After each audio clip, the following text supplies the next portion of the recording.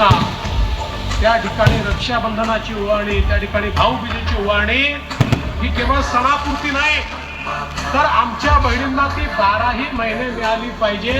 म्हणून मुख्यमंत्री लाडकी बहीण योजनेच्या माध्यमातून आपण तुमच्या खात्यामध्ये पैसा जमा करणं हे सुरू केलं. एकही मुलगी शिक्षणापासून वंचित राहणार नाही.